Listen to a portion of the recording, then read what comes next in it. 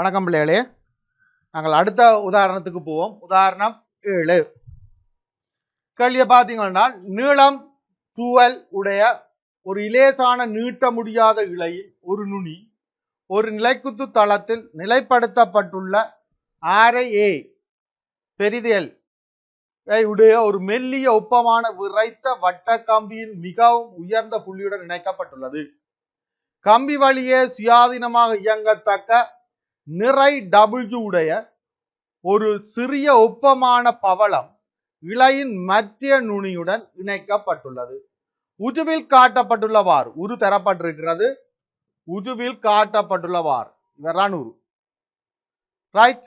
இழை இது பவளம், இதுல இணைக்கப்பட்டிருக்கு இழை. இங்க இருக்கிறது பவளம், இது பவளம், இது மையமு, இதுதான் இழை. இவர் இழை. ரைட். அப்ப இழை ஒன்ற நுனிய உயரத்துல கட்டி போட்டு மற்ற நுனியில ஒரு பவளம் ஒன்று கட்டி வளையத்துக்கூடாக வளையத்துல வழுக்கக்கூடிய மாதிரி விடப்பட்டிருக்கிறது. இப்ப கேள்விக்கு போவோம். இணைக்கப்பட்டுள்ளது. உருவில் காட்டப்பட்டுள்ளவாறு இழை இறுக்கமாக இருக்க பவளம் 40 இருக்கிறது. பவளத்தின் மீது தாக்கும் விசைகளை குறித்து இழையில் உள்ள இழுவை 2WL A என காட்டுக. இங்கேயும் ஒரு கோணமும் தரப்படவில்லை. நீங்கள் ஏதோ ஒரு கோணத்தை எடுத்து போட்டுக்கொண்டு போய் அது வெட்டுப்படக்கூடிய மாதிரி வர வேணும். 2WL A என காட்டுக. இது கடைசி கிட்ட 2016 ஏதோ ஒரு வருடம் வந்த பாஸ் பேப்பர் கேள்வி. இது ஒரு பாஸ் பேப்பர் கேள்வி, கிட்டடியில் வந்த பாஸ் பேப்பர் கேள்வி. ரைட். அப்ப இந்த கேள்வியை பார்ப்போம். முதலாவது பவளத்தில் தாக்கும் விசைகளை குறிப்போம். ரைட். இளைஞ நீளம் 2L என தரப்பட்டிருக்கு. கம்பியின் வட்ட கம்பியின் ஆரை A என தரப்பட்டிருக்கிறது. அப்ப பவளத்தில் தாக்கும் விசைகளை முதல் நாங்கள் குறிச்சோம் என்றால், பவளத்தில் தாக்குற நிறை ஒன்று W நிலைக்குத்தாக இருக்கும். கம்பியினால் கொடுக்கப்படும் மறுதாக்கம், கம்பி மேல் பக்கம் தான் முட்டும் பவளத்தில். அவை மறுதாக்கம் வெளிநோக்கி இருக்கும்.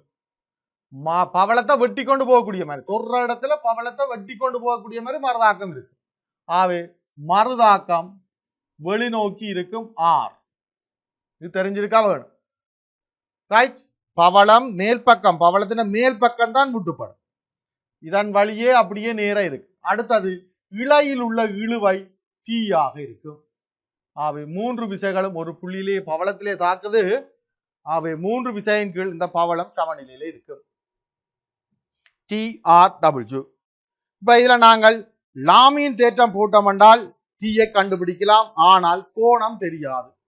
கோணம் நாங்கள் காணத்தான் வேணும். கோணம் காண்றதுக்கு தான் உங்களுக்கு இந்த A,2L என தரப்பட்டுள்ளது. ஏயும் 2L தரப்பட்டிருக்கிறது. இது ஒரு இது சம பக்கம் முக்கோணி. நடுப்புள்ளியையும் இவரை இணைச்சிங்கன்றால் செங்குத்தாக இருக்கும். நடுப்புள்ளியை இவரை இணைச்சிங்கன்னா செங்குத்தாக இருக்கும்.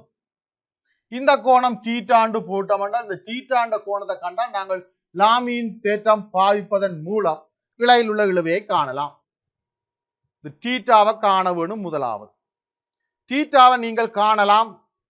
இதுல பாத்தீங்கன்னா இது நடுப்புள்ளியை இணைச்சோம்னா செங்குத்தாண்டு சொன்னா இது ஒரு செங்கோண முக்கோணி. ஆகவே இந்த நீளம் வந்து L ஆக இருக்கும். 2L என்றபடியே இந்த நீளம் L. ஆகவே அயல் பக்கம் தெரியும், செம்பக்கம் தெரியும். ஆகவே cos தீட்டாவை நீங்கள் எழுதி கொள்ளலாம்.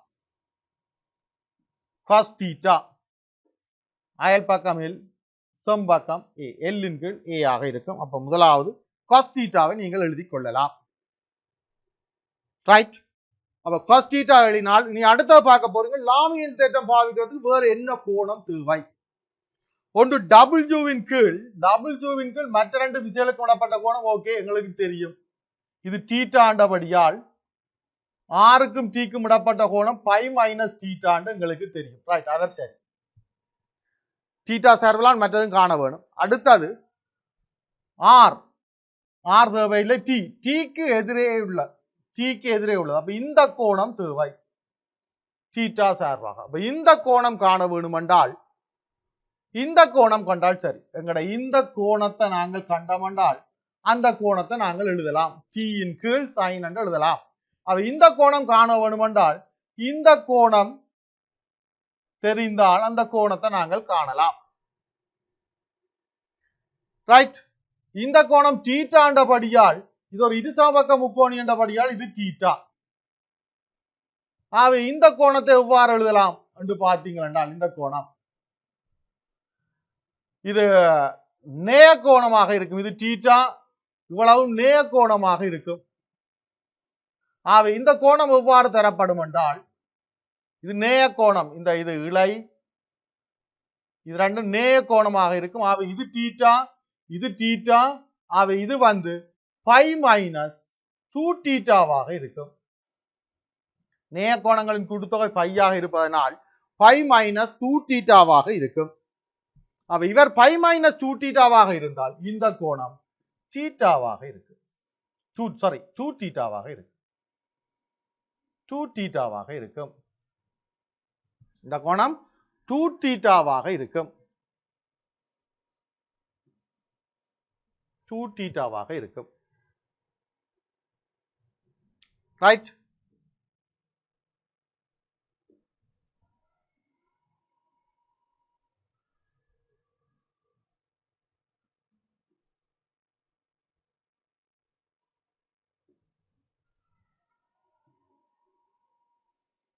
ரைட். இந்த கோணம் 2 தீட்டாவாக இருக்கும். ரைட். இப்ப நாங்கள் தீட்டா சார்பில் எல்லாம் எழுதி போட்டோம். அதே நேரம் காஸ் தீட்டாவையும் கண்டு வச்சிருக்கிறோம். ஆகவே லாமியின் தேற்றத்தை பாவிக்கலாம். லாமியின் தேற்றத்தை பாவிப்போம். பவளத்தின் சமநிலைக்கு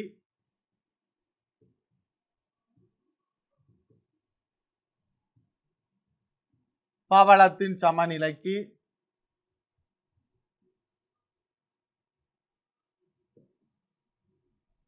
லாமியின் தேற்றம். லாமியின் தேற்றத்தை பாவிச்சிங்க என்றால்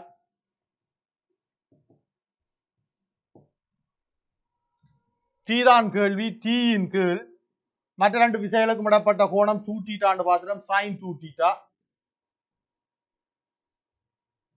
சமன் டபிள்யூவின் கீழ் மற்ற ரெண்டு விசைகளுக்கும் இடப்பட்ட கோணம் இது தீட்டா என்றபடியால் pi minus sine pi minus theta.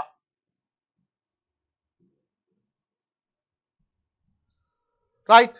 அப்ப டீயின் கீழ் sin 2 theta என்றால் 2 sin theta cos theta என்று எழுதலாம்.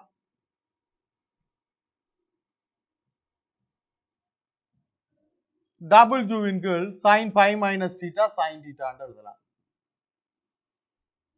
sin theta கேன்சல் ஆகும். ஆகவே t வந்து sin theta வெட்டுப்படும். W 2W cos theta வினால் தரப்படும். cos theta உங்களுக்கு முதலே கண்டு வச்சுக்கிறீர்கள். 2W தர L இன் கீழ் A இனால் தரப்படும். ஆகவே 2WL இன் கீழ் A இனால் தரப்படும். இழையில் உள்ள இழுவை 2WL இன் கீழ் A இனால் தரப்படும். ஆகவே இங்க நீங்கள் இந்த கோணத்தை கண்டுபிடிப்பதுதான் முக்கியமான விடயமாக இருக்கும். சமநிலைப்படுத்தக்கறி கோணம் விசைகளுக்கு இடைப்பட்ட கோணத்தை கண்டுபிடிக்க வேணும். ரைட். அதே நேரம் கோணமும் காண வேணும். ரைட். ஓகே, நாங்கள் அடுத்த கணக்கு போவோம். இது ஒரு வேற பாஸ் பேப்பர் கேள்வி.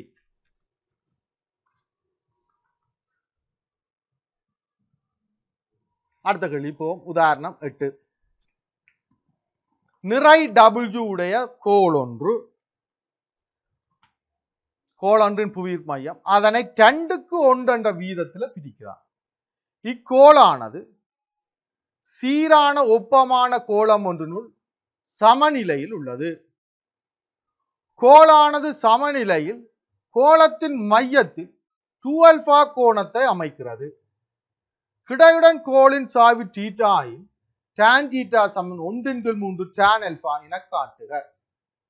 நிறை W உடைய கோளொன்றின் புவியீர்ப்பு மையம் அதனை 2 கொண்ட விதத்தில் பிரிக்கிறது. இக்கோளானது சீரான ஒப்பமான கோளம் ஒன்றினுள் சமநிலையில் உள்ளது.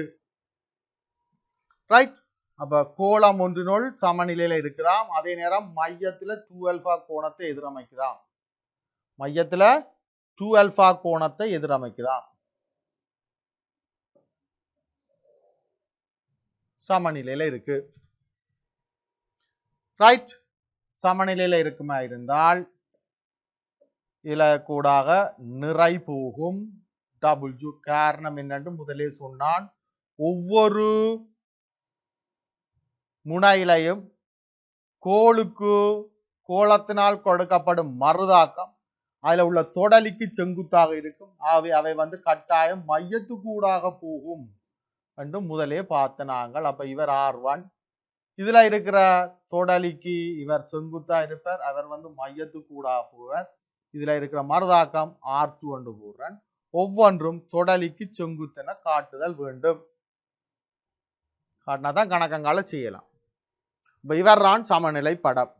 அப்ப இந்த கோள்ல தாக்குற 3 விசைகள், ஒன்று டபிள்யூ, மற்றது R1, மற்றது R2. 2 மறுதாக்கங்களும் மையத்துக்கு ஊடாக செல்லும். இப்ப பாப்போம், அதன் புவியீர்ப்பு மையம் 2க்கு 1 என்ற வீதத்தில் பிரிக்கின்றது. ஆகவே மேல பெரிய பகுதி இருக்கு, கீழே சிறிய பகுதி இருக்கு. 2க்கு 1 என்ற வீதத்துல பிரிக்கின்றது என தரப்பட்டிருக்கிறது. 2க்கு 1 என்ற வீதம். அதே நேரம் இந்த கோள் மையத்தில் எதிரமைக்கும் கோணம் 2α என தரப்பட்டிருக்கிறது. இவர் 2α, இது 2α என தரப்பட்டிருக்கிறது. அப்ப 2α என தரப்பட்டால் மற்ற இரு கோணங்களையும் நாங்கள் காணலாம். ஏன்? இது ஒரு இரு சமபக்க முக்கோணி. இந்த முக்கோணி இரு சமபக்க முக்கோணி, ரெண்டும் ஆரைகள். ஆகவே இந்த 2 கோணத்தையும் சமனாக இருக்கும். இந்த 2 கோணமும் சமனாக இருக்கும். இந்த கோணத்தை நாங்கள் எழுதலாம் எவ்வாறு என்றால் 90 மைனஸ் அல்பா. அதே மாதிரி மற்றதையும் எழுதலாம் என்னென்றால் 90 மைனஸ் அல்பா. 2 கோணத்தை நாங்கள் எழுதலாம். எழுதினோம் என்றால் கோள் கிடையுடன் ஆக்கும் கோணம் தான் எங்களுக்கு கேள்வி. கொற்றுளை பாவிப்பதன் மூலம் தீட்டாவை நாங்கள் காணலாம்.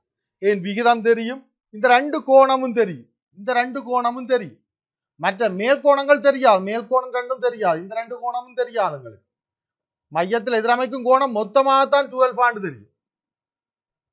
ஆகவே இந்த 2 கோணத்தையும் கண்டால் நாங்கள் கொற்றுளை பாவிக்கலாம். கோள் கிடையுடன் அமைக்கும் கோணம் தீட்டாண்டு தந்தபடியால் இது தீட்டா, இந்த கோணம் தீட்டா, இந்த கோணம் தீட்டாண்டால் இது 90 மைனஸ் தீட்டா. ஆகவே இதுல இருக்கிற இந்த கோணம் 90 மைனஸ் தீட்டா, 90 மைனஸ் தீட்டா. இந்த கோணம் 90 மைனஸ் தீட்டாவாக இருக்கும். கோள் கிடையுடன் அமைக்கும் கோணம் தீட்டாண்டபடியால் இந்த கோணம் 90 மைனஸ் தீட்டா. அவை குத்தர் கோணம், இந்த கோணம் 90 மைனஸ் தீட்டா. இப்ப நாங்கள் இது ஏ, இது பி, இது ஓ, முக்கோணம் ஏபிஓவுக்கு கொற்றுளை பாவிச்சோம் என்றால் முக்கோணம் ஏ பி ஓவிற்கு கொட் விதி,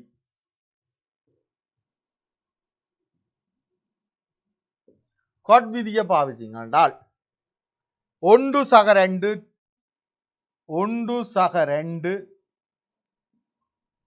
cot 90 minus theta, cot 90 minus theta சமன்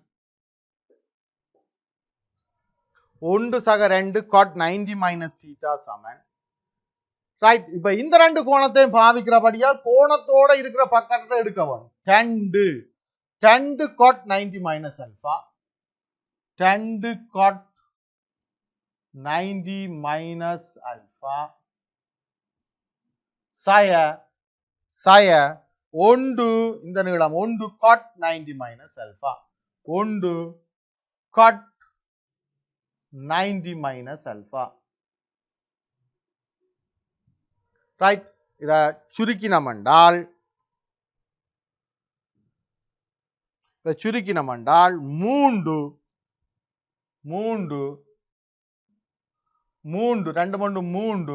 cot 90 minus theta, cot minus 90 minus theta tan theta, 3 tan theta சமன்.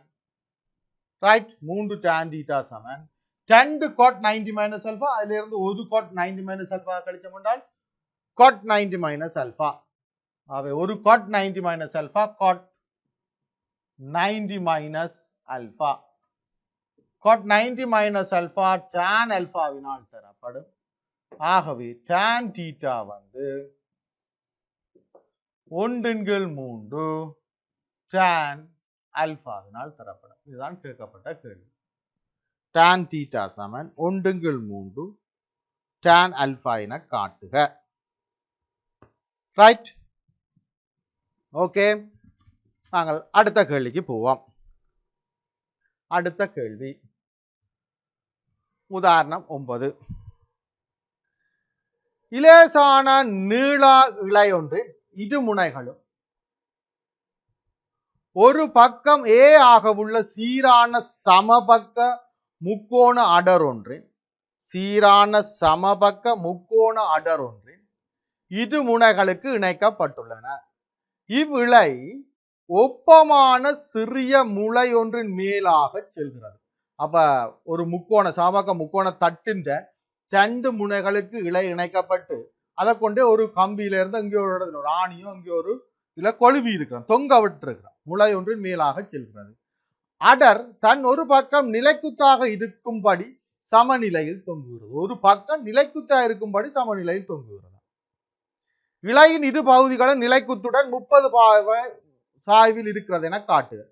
நான் முதலே சொன்னான், ஒரே இழை தொங்க விடப்பட்டால் கட்டாய நிலைக்குத்துடன் 2 ஒரே கோணத்தை தான் அமைக்கும். முதல் கணக்கிலையும் பார்த்துறாங்க. இப்ப இந்த படத்தை கீறுவோம். முதலாவது ஒரு பக்கம் நிலைக்குத்தாக இருக்குமாறு தான் முக்கோண அடர் தொங்கிக் கொண்டிருக்கின்றது. முக்கோண அடர் என்றால் சமபக்க முக்கோண அடர் என்றால் 2க்கு 1 என்ற இடத்துல புயிர் மையம் தாக்கும். இதுல தான் நிறை தாக்கும். W 2க்கு 1 என்ற விகிதத்துல தான் நிறை தாக்கும். உச்சியில இருந்து இது ஒரு சமபக்க முக்கோணம், செங்குத்தாக இருக்கும். நடுப்புள்ளி அணைச்சிங்களா செங்குத்தா இருக்கும். ஆகவே நிறை இதுல தாக்கும். அப்ப நிறை வந்து 2 நிறை போற புள்ளியில தான் கட்டாயம் 2 விசைகளும் போக வேணும். கட்டி தொங்க விடுற ஆணி இந்த இடத்துல தான் இருக்க வேணும். ஆகவே இப்படி வந்து இப்படி வரும் இழை. ஏன் 3 விசைகளும் கட்டாயம் ஒரு புள்ளி கூட செல்ல வேணும், சமநிலையில இருக்குது. ஆகவே முக்கோண அடர்ந்த வெயிட் இந்த இடத்துல தாக்கு 2 கொண்ட விதத்துல. ஆகவே இந்த வெயிட் போற இந்த கோட்டில் தான் ஆணி இருக்க வேணும். இவ்வாறு தான் தொங்க வேணும். அப்ப இழை வந்து இந்த முனையிலிருந்து இங்க அளவு இந்த ஆணி கூட வந்து இவ்வாறு இருக்கும். 2ம் ஒரே கோணத்தை தான் அமைக்கும். ஏன்? இழையில் உள்ள இழுவைகள் சமன். அந்த ஆணில கட்டி இருந்தால் வேறு வேறு இழுவையாயிருக்கும், கோணங்கள் வேறு என்று சொல்லலாம். ஆனால் தொங்க விடப்பட்டிருக்கிறது, ஒரு முளையில தொங்க விடப்பட்டிருக்கு. அப்ப இழையில் உள்ள இழுவைகள் சமன். இதுல இருக்கிற இழுவை டி என்று எடுத்தீங்கன்றால் இதுல இருக்கிற இழுவையும் டீயா தான் இருக்கு. அதாவது வந்து இந்த அடர்ல இழையில் உள்ள இழுவை டி, இந்த அடர்ல தாக்குற இழையில் உள்ள இழுவை டி. அவை ரெண்டும் டி டி ஆக இருக்கிறபடியால் இந்த கோணங்கள் இரண்டும் சமனாகத்தான் இருக்கு. இது தீட்டா என்றால் இதுவும் கட்டாயம் தீட்டாகத்தான் இருக்கும். முதலே சொல்லிட்டேன். ரெண்டும் சம கோணமாக இருக்கும். ரைட். இப்ப உங்களுக்கு கேட்கப்பட்ட கேள்வி, அந்த தீட்டான்ற பெருமானம் என்ன? தீட்டாவின் பெருமானம் என்ன? தீட்டாவின் பெருமானம் காண்றதுக்கு நாங்கள் கொட்ரூலை பாவிப்பதன் மூலம் காணலாம். இவரை ஏ, இவரை பி, இவரை சி என்று போட்டோம் என்றால் இந்த 2க்கு 1 என்ற விகிதத்தில் இது இருக்கிறபடியால் புவியீர்ப்பு மையம் இந்த நீளமும் 2க்கு 1 என்ற விகிதத்திலான் இருக்கும். இயல்பொத்த முக்கோணிகள் என்றால் பக்கங்கள் விகித சமனாக இருக்கும். ஆகவே இவரும் 2க்கு 1 என்ற விகிதத்தில் இருக்கும். சரி, அப்ப இந்த பக்க நீளங்கள் உங்களுக்கு வீதம் தெரியும். இந்த கோணம் தீட்டா, இந்த கோணம் தீட்டான்னு தெரியும். ஆகவே இந்த கோணத்தை காணலாம். எவ்வாறு? முக்கோணி சமபக்க முக்கோணி என்றபடியால் இது 60 பாகை, ஒவ்வொரு கோணமும் 60 பாகையாக இருக்கும். சமபக்க முக்கோணி என்றபடியால் ஆகவே இந்த கோணம் வந்து 60 பாகையாக இருக்கும். இந்த கோணம் வந்து 60 பாகையாக இருக்கும். ஆகவே இது ஓகன் போட்டோம் என்றால் முக்கோணம் ABOவுக்கு கொட்ரூலை பாவிப்பதன் மூலம் தீட்டாவை காணலாம். ரைட். தீட்டா தான் கேள்வி, கொட்ரூலை பாவிச்சு காணலாம். ரைட். முக்கோணம் ஏ சி ஓவிற்கு காட் விதி.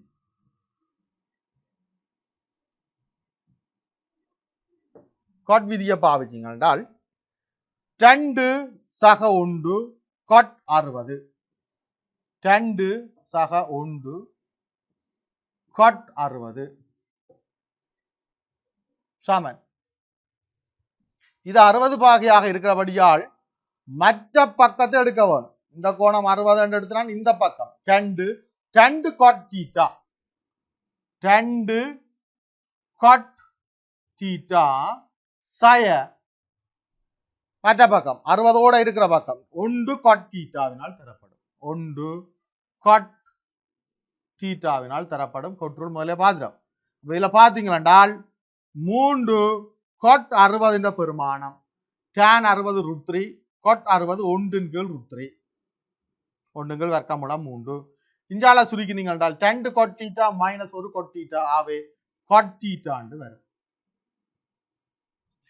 3 √3 வெட்டினீங்க என்றால் √3 சமன் வர்க்கமூலம் 3 சமன் வெட்டுப்பட்டு வர்க்கமூலம் 3 என்று வரும் காட் தீட்டாவாக இருக்கும். ஆவே காட் தீட்டா வந்து √3 இருக்கிறபடியால் தீட்டா வந்து தீட்டான்ற பெருமானம் வந்து பையின் கீழ் 6 இருக்கும். அதாவது வந்து 30 பாகையாக இருக்கும். உங்களுக்கு கேட்டது அதுதான் நிலைக்குத்துடன் 30 பாகை சாய்வில் இருக்கும் என காட்டுக. மேலும் இழையின் நீளம் வர்க்கமூலம் 3a எனவும் காட்டுக. இழையின் நீளம் அதாவது வந்து இழையின் நீளம் என்றால் ஏஓ இந்த நீளத்தையும் சிஓ இந்த நீளத்தையும் காண வேணும். ஏ சார்பாக காண வேணும். முக்கோண அடர்ந்த பக்க நீளம் ஏ என்று தந்திருக்கு. முக்கோண அடர்ந்த பக்க நீளம் ஏ என்று தந்திருக்கு. ரைட். இதுக்கான படத்தை அடுத்த பக்கத்துல போடுறேன்.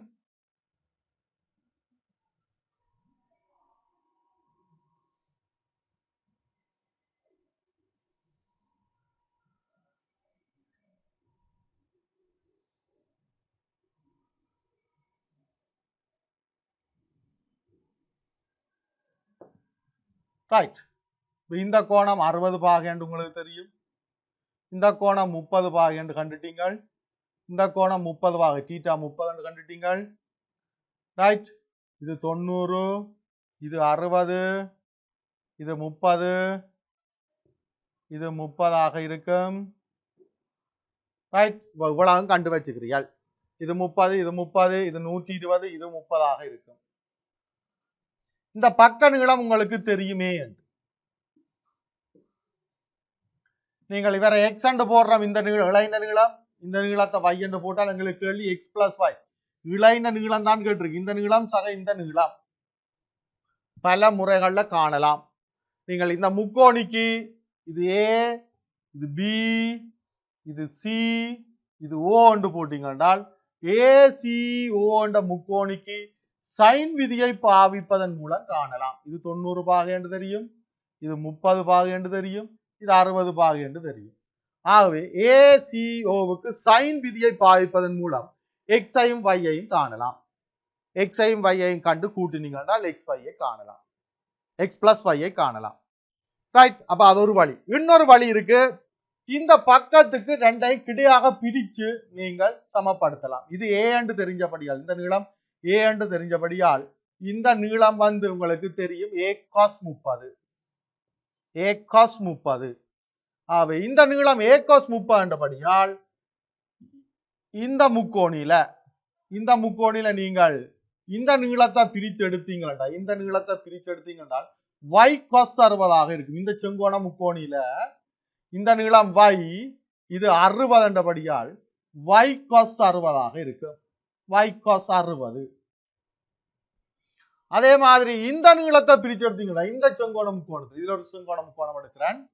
இந்த செங்கோண முக்கோணத்தில் எடுத்தீங்கன்னா இது 30, இது 90. ஆகவே இவ்வளவு கோணம் 60 வரும்.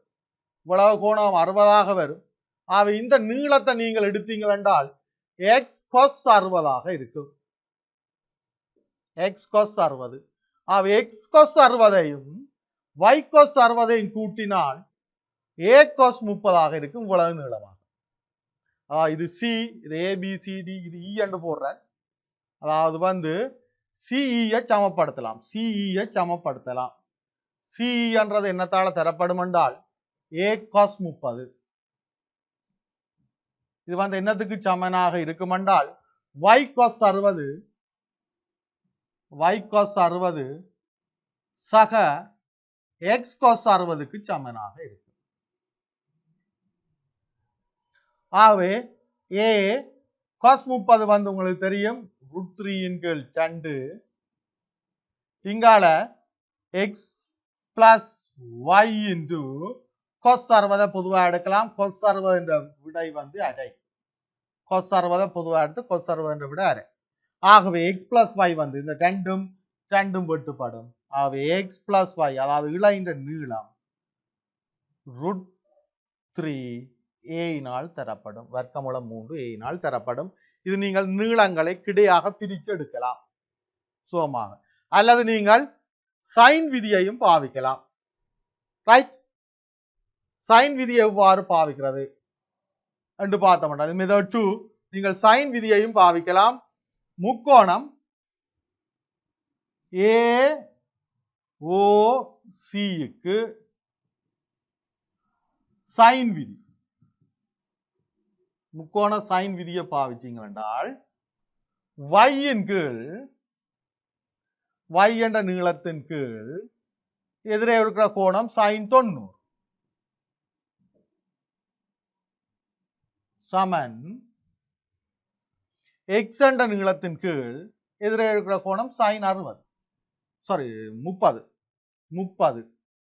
x இன் கீழ் சைன் 30 சமன் a இன் கீழ் ஏக்கு எதிரே இருக்கிறது 60 a இன் கீழ் சைன் 60. ரைட்? அப்ப 1ஐயும் 3ஐயும் எடுத்தீங்க என்றால் y வந்து y-க்கான விடை தனித்தனியவே நீங்கள் காணலாம். y-க்கான விடையை நீங்கள் தனியாக காணலாம். y சமன் y வந்து சைன் 91 a இன் கீழ் சைன் 60ஆக இருக்கும். ரைட்? சைன் 60 என்ற விடை வர்க்கமூலம் 3 கீழ் 2. ஆகவே 2a இன் கீழ் வர்க்கமூலம் 3ஆக இருக்கும். முதலாவதையும் மூன்றாவதையும் எடுத்தால் அதே மாதிரி இரண்டாவதையும் மூன்றாவதையும் எடுத்தால் இதுல இருந்து x-ஐ காணலாம். x சமன் a sin 30 இன் கீழ் sin 60. அதையும் சுருக்கினீங்க என்றால் sin 30 அரை sin 60 வர்க்கமூலம் 3 கீழ் 2 சுருக்கி எடுத்தீங்க என்றால் a இன் கீழ் வர்க்கமூலம் 3 என்று வரும். ஆகவே 2ஐயும் கூட்டினீங்க என்றால் x சக y தான் உங்களோட கேள்வி. இளைந்த நீளம் 2a இன் கீழ் வர்க்கமூலம் 3 சக a இன் கீழ் வர்க்கமூலம் 3 சுருக்கினீங்க என்றால் 3a இன் கீழ் வர்க்கமூலம் 3 சமன் வர்க்கமூலம் 3 வெட்டப்பட்டால் வர்க்கமூலம் 3a. இவ்வாறும் காணலாம். சைன் ரூலையும் பாவிக்கலாம் அல்லது நீங்கள் பக்கங்களை கிடையா பிரிச்சு போட்டும் எடுக்கலாம். ரைட்? இதான் உங்களுக்கு கேட்கப்பட்ட கேள்வியாக இருக்கிறது. அடுத்த கேள்விக்கு போவோம். ரைட்? அடுத்த கேள்வி உதாரணம் 10. நிறை W ஆரை A உடைய ஒரு சீரான கோளம் ஒன்று கிடையுடன் கோணம் ஆல்பாவில் சாய்ந்த நிலைத்த ஒப்பமான தளத்தின் மீது வைக்கப்பட்டு கோளம் மேற்பரப்பில் உள்ள ஒரு புள்ளி ஒன்றுடன் ஒரு நுனியும் தளத்தில் உள்ள ஒரு புள்ளி ஒன்றுடனும் மற்ற நுனியும் இணைக்கப்பட்ட நீளம் எல்லை உடைய இலேசான நீள இழை ஒன்றினால் தாங்கப்பட்டு ஓய்வில் உள்ளது. இழை தளத்துடன் ஆக்கும் கோணம் தீட்டா எனில் சைன் தீட்டாவை காண்க. முதலாவது படத்தை கீறுவோம். ஒரு சாய்தளம் கிடையோட கோணம் ஆல்பாவுடைய ஒரு சாய்தளம்.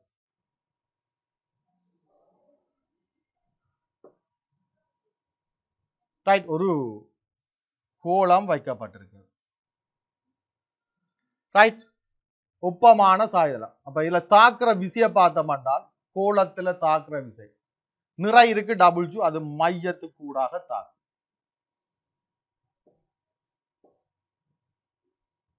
இரண்டாவது சாய்தளத்தினால் கோளத்துக்கு கொடுக்கப்படும் மறுதாக்கம். ஒன்று நிறை, அடுத்தது சாய்தளத்தினால் கோளத்துக்கு கொடுக்கப்படும் மறுதாக்கம் தளத்துக்கு செங்குத்தாக இருக்கும். தளத்துக்கு செங்குத்தா இது தொடலி, ஆகவே மையத்துக்கு ஊடாக போகும். இரண்டாவது ஆர். ரெண்டு விசையும் எங்க சந்திக்குது? மையத்தில். இப்போ மூன்றாவது விசை கட்டாயம் கட்டப்பட்ட இழை வந்து இந்த மையத்துக்கு கூடாதான் போகும், இல்லாட்டி தவணையில இருக்காது. ரைட். அப்ப இழைய நீங்கள் கீர்னீங்க என்றால் இதுல கட்டப்பட்ட இழை வந்து கட்டாயம் மையத்துக்கு ஊடாகத்தான் போகக்கூடிய மாதிரி இருக்கு. இவ்வாறு தளத்துல கட்டப்பட்டு இருக்கும். அப்ப இதுல கட்டி கோலத்துல கட்டி இங்க தளத்துல இருக்கிற ஒரு புள்ளியில கட்டப்பட்டிருக்கு. கேள்வி எப்ப பாருங்க, நிறை டபுள்ஜு ஆரை ஏ, ஆரை தந்திருக்கிறார் ஏ, ஆரை வந்து இந்த நீளம் வந்து ஏ என்று தந்திருக்கு. இது செங்குத்து. ரைட். ஆரை ஏ என்று தந்திருக்கு. ஏ முடிய ஒரு சீரான கோளம் ஒன்று கிடையுடன் கோணம் அல்பாவில் சாய்ந்துள்ள, கிடையோட கோணம் அல்பாவில் சாய்ந்துள்ள ஒப்பமான தளத்தின் மீது வைக்கப்பட்டு கோள மேற்பரப்பில் உள்ள ஒரு புள்ளி ஒன்றுடனும் தளத்தில் உள்ள புள்ளி ஒன்றுடன் மற்ற நுனி இணைக்கப்பட்ட நீளம் எல். அப்ப இழைந்த நீளம் தந்திருக்கு இது எல். எல்லை முடிய இலேசான நீளா இழை ஒன்றினால் தாங்கப்பட்டு ஓய்வில் உள்ளது. இழை தளத்துடன் ஆக்கும் கோணம் தீட்டா. அப்ப இழை தளத்தோடு ஆக்குற கோணம் இந்த கோணம் வந்து தீட்டாண்டு வந்திருக்கு. இழை தளத்துடன் ஆக்கும் கோணம் தீட்டா. ஏனின் சைன் தீட்டாவை காண்க. அப்ப படம் நீங்கள் சமநிலை படம் கீறி முடிஞ்ச உடனே ஒரு செங்கோண முக்கோணம் தெரியுது, உடனடியாக நீங்கள் சைன் தீட்டாவை எழுதலாம். பாருங்க, ஒரு செங்கோண முக்கோணம் சரியா கீறினீங்கன்னா இதை செங்குத்தண்டெல்லாம் போட்டு தளத்துக்கு செங்குத்தண்டு போட்டு சமநிலை படத்தை சரியா கீறினீங்கன்னா உங்களுக்கு பார்க்கப்படாது இந்த செங்கோண முக்கோணம் ஒன்று இருக்கு. ரைட். செம்பக்க நீளம் தெரியுதே சகையல். மற்றது இது ஆறு என்றபடியே இந்த நீளமே, இது ஆறு என்றபடியே அந்த நீளமே. அவை சைன் தீட்டா எங்களுக்கு எழுதலாம். எதிர்பக்கத்துக்கு செம்பக்கம். அவை நேரடியாக படத்தை கீறி முடிச்சீங்க என்றால் சைன் தீட்டாவை நேரடியாக எழுதலாம். இது ஒரு ஃபர்ஸ்ட் பார்ட் கேள்வி. அவை நீங்கள் நேரடியாக எழுதக்கூடிய மாதிரி தான் வரும். ஏயின் கீழ் எதிர்பக்கத்தின் கீழ் செம்பக்கம் ஏ சக எல். அவை சைன் தீட்டா வந்துடும். இழையில் உள்ள இழுவை என காட்டுக. அப்ப இழையில் உள்ள இழுவை கேட்டு கிடாக்கு, இழையில் உள்ள இழுவை டி கேட்டு கிடாக்கு. அப்ப இதுக்கு நீங்கள் லாமியின் தேற்றம் பாவிக்க வேணும். அப்ப லாமியின் தேற்றம் பாவிக்க வேணும் என்றால் கோணங்கள் போட வேணும். ரைட். அப்ப கோணம் போடுறாண்டா இது தீட்டா, இது 90, மையமோவை சுத்தி போட வேணும் கோணம். ரைட். ஓகே. இப்ப இந்த கோணத்தை பார்த்தீங்க என்றால் 90 மைனஸ் தீட்டாவாக இருக்கு. இந்த கோணத்தை பார்த்தீங்க என்றால் 90 மைனஸ் தீட்டாவாக இருக்கு. ஏன்? இது தீட்டா, இது 90, ஆகவே 90 மைனஸ் தீட்டா. ரைட். சாய்தளம் கிடையோடு அமைக்கிற கோணம் அல்பா, ஆகவே இது 90 மைனஸ் அல்பா, ஆகவே இவர் 90 மைனஸ் அல்பா, ஆகவே இந்த கோணம் மேலே இருக்கிற இந்த கோணம் வந்து அல்பாவாக இருப்பார். மேலே இருக்கிற இந்த கோணம் வந்து அல்பா. ஏன்? இது 90, ஆகவே அல்பாவாக இருப்பார். ஆகவே நீங்கள் இந்த ரெண்டு கோணம் தெரியும் என்றால் ஓவில் லாமியின் தேற்றத்தை எழுதலாம். ஓவில லாமியின் தேற்றம் மற்ற பக்கத்தில் எழுதுறேன்.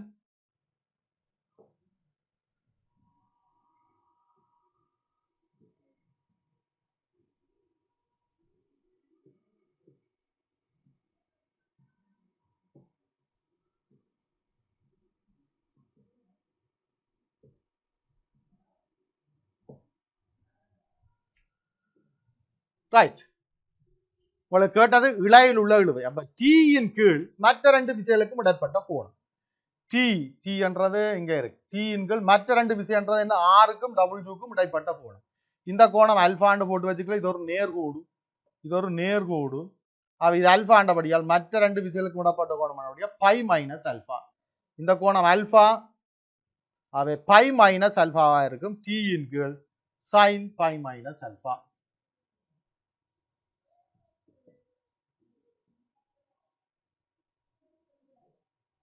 சமன் டபுள் ஜூவின் கீழ் மற்ற டீக்கும் ஆருக்கும் இடைப்பட்ட கோணம். டபுள் ஜூவின் கீழ் இந்த கோணம் டீக்கும் ஆருக்கும் இடைப்பட்ட கோணம். இது 90 மைனஸ் தீட்டான்னு எழுதி வச்சுக்கிறீர்கள். ஆகவே மற்ற கோணம் மொத்தம் 180 90 பிளஸ் தீட்டாவே இருக்கும். 180 வரும். ஆகவே டபுள் ஜூவின் கீழ் W இன் கீழ் sin 90 plus theta. சுருக்கினீங்கள் என்றால் t இன் கீழ் sin alpha W இன் கீழ் sin 90 plus theta cos theta. ஆகவே t சமன் W sin alphaவின் கீழ் cos theta. sin alphaவின் கீழ் cos theta. cos theta போட வேணும். எங்களுக்கு முன்னுக்கு sin theta கண்டு வச்சுக்கிறோம். sin theta கண்டு வச்சுக்கிறோம் என்றபடியால் செங்கோண முக்கோணி கொண்ட போட்டிங்க என்றால் இது theta எதிர்பக்கம் a செம்பக்கம் a plus l என்றால் அயல் பக்கத்தை காணலாம். வர்க்க மூலத்துக்குள்ள a plus l என்ற வர்க்கம் முழுவதின் வர்க்கம் சய a வர்க்கத்தினால் தரப்படும் அயல் பக்கம். ஆகவே இதை சுருக்கி எடுத்தீங்களென்றால் வர்க்கம் மூலத்துக்குள்ள a வர்க்கம் வெட்டுப்படும். ஆகவே l வர்க்கம் பிளஸ் 2al ஆக இருக்கு. l வர்க்கம் பிளஸ் 2al. ஆகவே நீங்கள் cos theta எழுதலாம். cos theta அயல் பக்கத்தின் கீழ் செம்பக்கம். ஆகவே cos theta எழுதலாம். மற்ற பக்கத்தில் எழுதுறேன். ஆகவே cos theta வந்து உங்களுக்கு cos theta வந்து அயல் பக்கத்தின் கீழ் செம்பக்கம். அயல் பக்கம் வந்து வர்க்கமூலம் l வர்க்கம் சக 2al என்று வந்தது கீழ் செம்பக்கம் வந்து a plus l. இந்த cos theta கொண்டு இங்க நீங்கள் போட்டீங்கன்றால் t க்கு W sin alpha கீழ் cos theta கொண்டு போட்டீங்கன்றால் வர்க்கமூலம் l வர்க்கம் பிளஸ் 2al இன் கீழ் a plus l என்று வரும். ஆகவே a plus l மேல போச்சு என்றால் W a plus l into sin alpha கீழ் வர்க்கமூலம் l வர்க்கம் பிளஸ் 2al. அதில் எல்லாம் பொதுவாக எடுத்திருக்கு. பொதுவாக எடுத்தால் l சக 2a ஆக இருக்கு. இதுதான் கேட்கப்பட்டது. இழையில் உள்ள இழுவை. ரைட்.